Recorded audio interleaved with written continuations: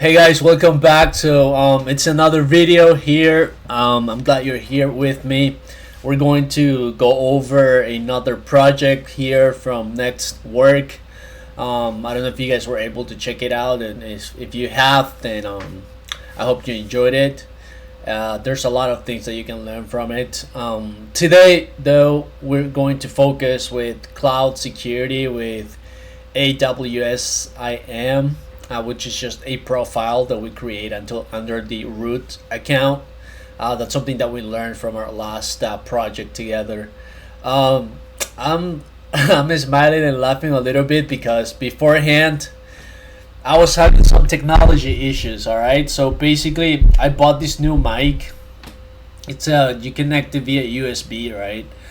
And so I plug it in and everything, and for some reason, like, I just kept hearing myself really low, and it happened to me on the last video, like the last project, towards the last two videos. I think it happened. And I was like, what is going on? Because I tried different ports. I tried like messing with the settings, the volume setting, the not the volume settings, but the actual like sound settings and mic settings. I went through OS updates. I tried everything, and I'm laughing because it was something like I think I figured it out. So basically, I went to the sound settings, and on the sound settings, there's an option here for. Let me show you. Actually, while I have you here. Oh my goodness, it was driving me nuts. So here in the sound settings, there's the microphone here that I bought. And then you have this, and you can actually if you click here, you can run different tests just to see how loud you hear yourself. But for whatever reason, it was giving me like 16%, even though it was this was all the way up. So I spent like what 10-15 minutes, and all I did was just turn it down and then just turn it back up, and that fixed it. I don't know, guys, you tell me. It's technology, right? So just understand like how these people feel at the office when they can't fix like really simple things.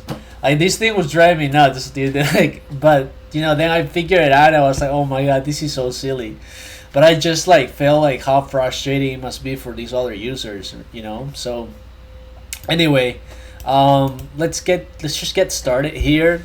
So it's going to be like the same kind of format. We are going to go through the project for about 30 minutes, and then I'll stop, and then we'll continue. All right. So if you guys recall last time, the project was, I think it was 60 minutes. So it was about the same, right? But it ended up being like maybe 3-4 hours. And I had to complete it on different days. But now that we've learned that, actually one thing I forgot to do is check if I need to download something. But I don't think so. Everything seems to be happening in the cloud, so I don't think we have to download anything. So hopefully I don't have to start this whole video over again. But anyway, so I don't want to waste any more time. Let's just jump here into the project. So I don't know much. I picked this project because it's a security cloud. It's a cloud security project, which is here in the security series. It's called Cloud Security with AWS IAM. Security is going to be, it's going to be there always. We need to make sure that our networks are protected for any type of cyber attack. So I thought it would be a good idea to get my hands on this and see what we can learn from it. Now, I haven't read not even the introduction of the project, so I don't know what's going to be about. But from what I'm seeing, is that we're going to apply some type of like rules to the IAM account, the IAM profile, which again, it's another account that we create on top of the root account. Remember, I told you guys that we don't want to make changes on the root account, because if for whatever reason someone changes the password of the root account, then your whole infrastructure is gone. So that's why we tend to create another profile so that we can assign permissions, even create more accounts depending on the department that you're with or the team that you're with, right? So for example, if you're the security team, what I'm going to do is I'm going to give you access to just the security portion of AWS access, right? If you are a technician, then I'm just going to give you pretty much like user level type of access to make minimal changes in infrastructure. So I think this is going to be something like that. We'll see. We'll check it out. But let's just get started here. So what does it say? Your 30-second intro to this project. In the AWS, a user is a person or a computer that can do things on the AWS cloud. Oh, really? You use AWS identity and access management. Okay, so that's what IAM stands for. Okay, I don't even know if I'm saying it right. IAM, I don't know. To control who is authenticated, sign in, and authorized. Okay, so this is a matter of authentication and authorization, right? Okay, to use your account's resources. Great. So get ready to create and learn from scratch. EC2 instances. Okay, which is pretty much like a virtual machine on AWS, just like you have a virtual machine from VirtualBox or from VMware. You're gonna have a virtual machine here from AWS Cloud. Okay. IAM policies, IAM users and user groups, AWS account alias. Okay. So this seems to be pretty much what we see with Azure, right? So I think it's going to be kind of like what I was just explaining about what the project is going to be like. But let's see. So we have our VMware that has two services here deployed. One is development instance, and then the other one is a production instance. Okay, so there's like two teams, you can call it, I guess. And then you're gonna have a policy that's going to be okay. So you have the user that is here on the policy settings. You're gonna set these permissions, right? So let's roll up our sleeves and get these two done in the next hour. Again, about this lady, you can check her out. She's probably more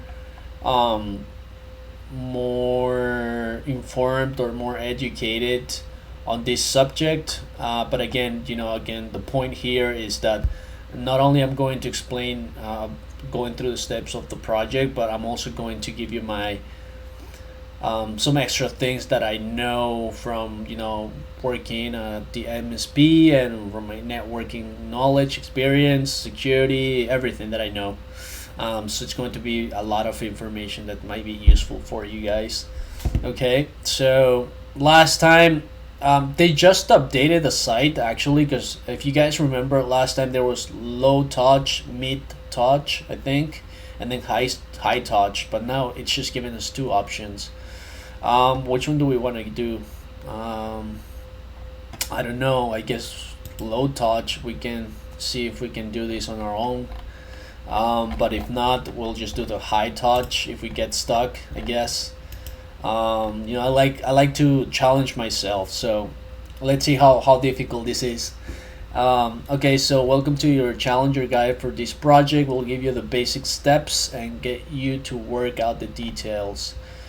Delete all resources by the end of the day, even if you don't finish the entire project. Okay, I'll probably have to delete it and just start over. Okay, if you ever get stuck, you have the community students. Okay, I already asking questions about the project. So step 0, what documentation for your project? Okay, so fill out, yes. So we already know how to do this. Okay, so let's get started here. So it says launch EC2 instances. Welcome to the Nextword team. You just joined our dynamic team of DevOps as a DevOps engineer, and we're thrilled to have you on board.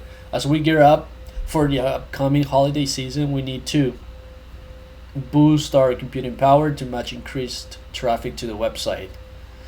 Okay, so they're giving us a scenario here, right, where the holidays are coming, so therefore people are going to be on the internet, and there's going to be a lot of traffic in the web server, or if it's a web server, or in the server in general, right? So what we want to do, it says here, boost our computing power to match the increased traffic to the website.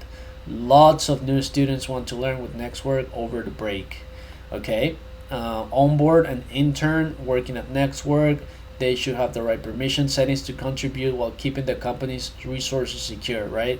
So this is what I was talking about, having these different profiles that you can give access to the employee or the team member, depending on like what they do, right? Okay, cool. So let's start with the first task and boost computing power by launching some EC2 instances. Okay, this sounds fun. Let's see. In this step, get ready to launch to Amazon EC2. Oh, so we're launching two. Okay. So let's see. So AWS, set to your EC2 accounts. Okay, so it didn't tell me if I need to sign in as the root user or this IAM admin user. I'm gonna sign in as the admin, okay? Because again, we just need to refresh here, and it will let me back in. Okay, so if we can go here, and actually it's already here, but if you type here EC2, you can just tap on that first tab or option. So what is EC2? A legendary AWS service. It's a service that lets you rent and use virtual computers in the cloud. They're like your personal computers, but they exist on the internet instead of being physically in front of you. You may create, customize, and use these computers for all the different reasons, from running applications to hosting websites. EC2 stands for Elastic Compute Cloud. Here's what the three words mean: elastic, flexible. This service can easily adapt and change in size and power to fit your needs. Computer power. EC2 provides virtual computers that can do various tasks, just like your personal computer. And then cloud, that it's available over the internet. Okay, switch your region to the one closest to you.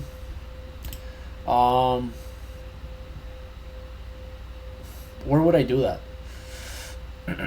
So I got my zones here. Excuse me. Okay, so region. Yeah, I mean, I'm in the east. Yeah, I mean, Florida, it's US East. I don't think that really matters that much. In your EC2 console, launch a new instance with the following properties. Okay, so we are going to launch an instance, and we're gonna name it here, this right here.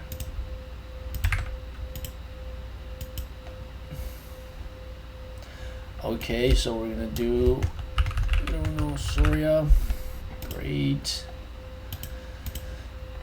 Okay, so what are EC2 instances? It's the service that provides virtual computer servers. Each instance is one of those computer servers that gets produced. Just like you can choose a computer with more memory or faster processor when you buy a laptop, with EC2 instances you can pick a virtual machine that fits what you need for your projects. You can customize your EC2 instance CPU, memory, storage, and networking capacity, and more. Okay. Every EC2 instance must have a unique name in its AWS region. You may be wondering, why are there different regions? Because they have different data centers all over the country, right? So if we are going to use when we selected that US East region, it will probably allow me to communicate with the closest data center to me. That way it's faster for me to access my application, right? So that's why it suggests that. Okay, so, and then it says here, add an additional tag, key env value production. Okay, I've never done that. So there should be an option here to do that. Additional tag.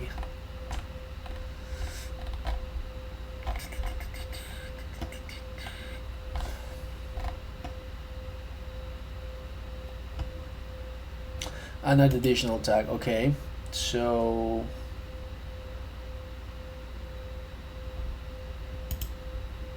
value production.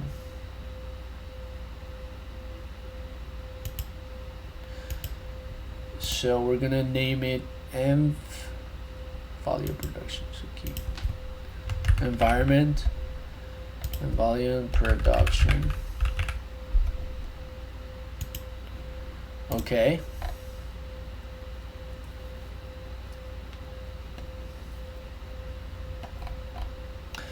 Why are we creating a new tag? What does this tag mean?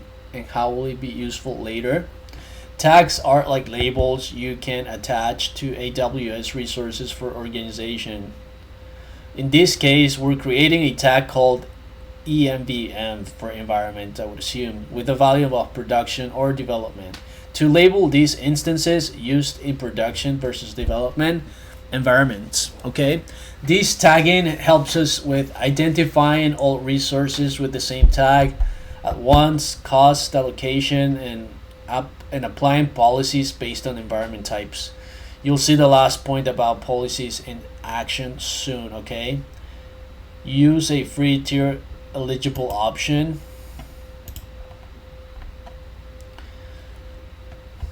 I don't think it matters which OS we pick. We'll just stick to the default, right? The Amazon Linux. The architecture will keep that the same, and this is the same instance type that I used for like my first project. So let's stick to that one because it includes it in the free tier, right? Now this is the key pair. I don't think it asked me for a key pair, but we'll check that later. So when you buy, what is MI and what is a free tier eligible? When you buy a new computer off the shelf, most computers have already some software and the operating system, Mac OS or Windows, and they're already configured and set up for you. MI stands for Amazon Machine Image. And it's very similar to those pre-built computers. And MI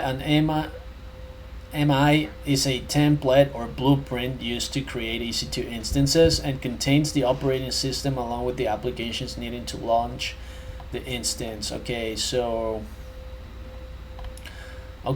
for instance, for the instance type, also make sure you're using the free tier.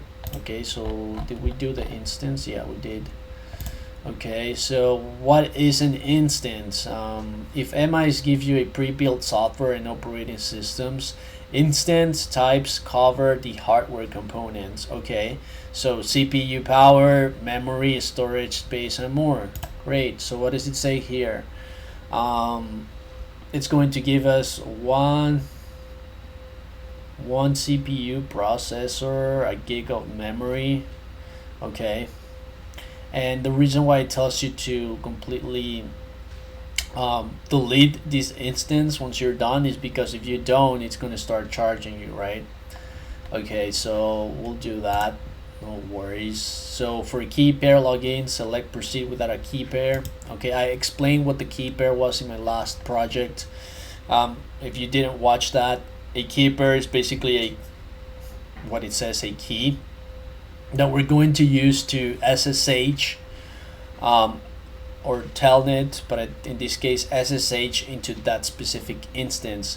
So instead of me going here to AWS, sign in with my profile, and access the instance from the GUI, I could use the command prompt or PowerShell to SSH into that instance, into that virtual machine. Okay.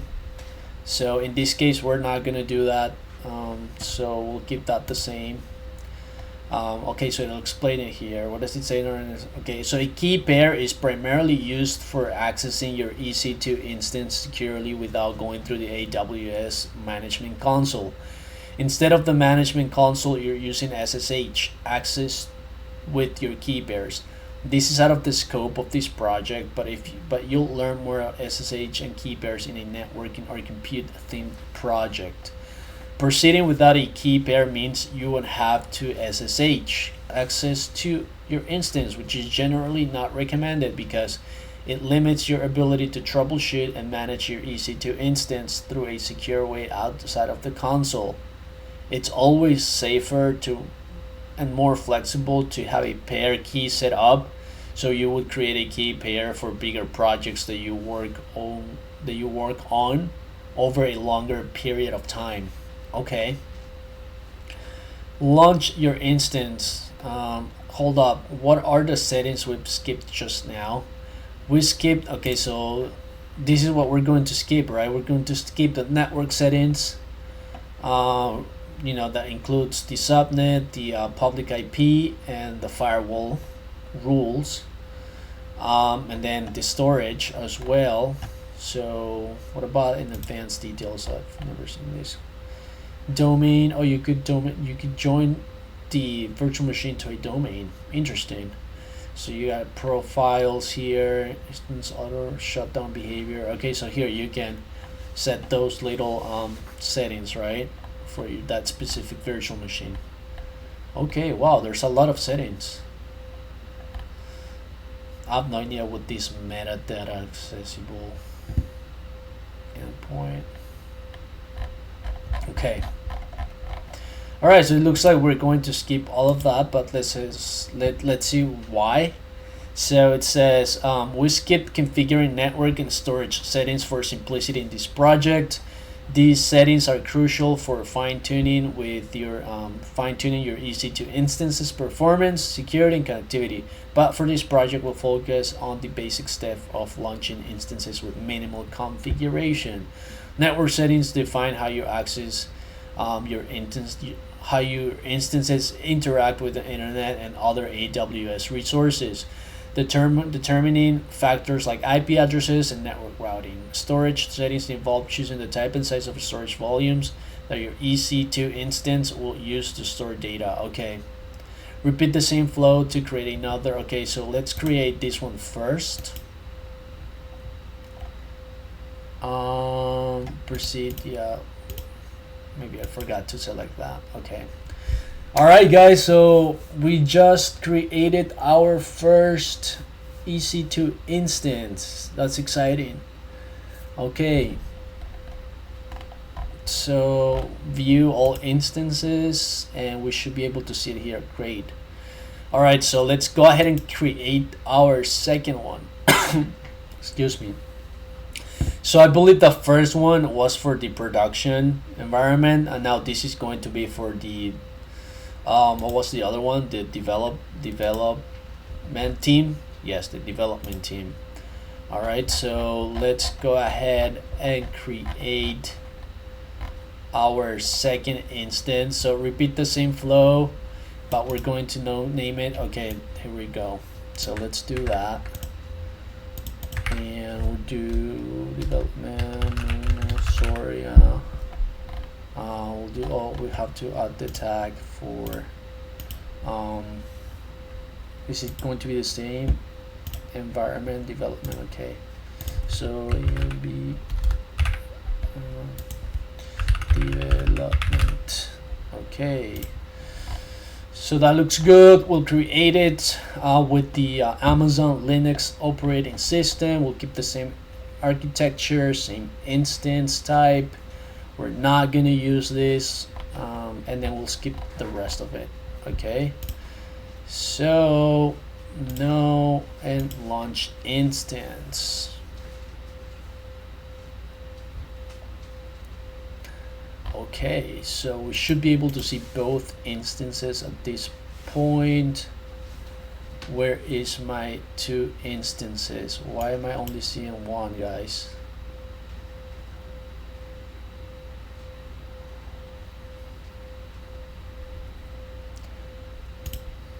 There we go.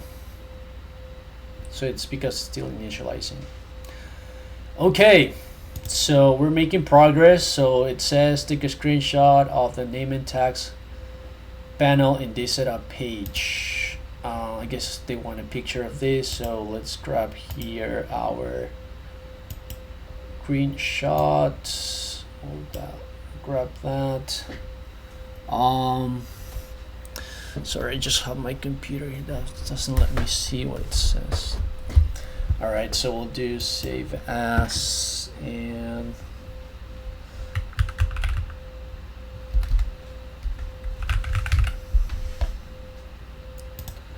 instance, and we'll go back here. We'll select that, and it says here tags identify the name and value of the virtual machine EC2 instance. They are useful because they allow us to identify what each instance is used for. Okay. What are the tags and values you've assigned to your? Okay, so the tag I've used on my EC2 instances is called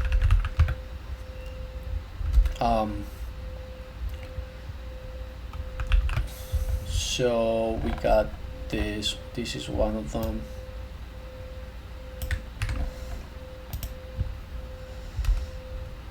Or you could say like that, and then two you could say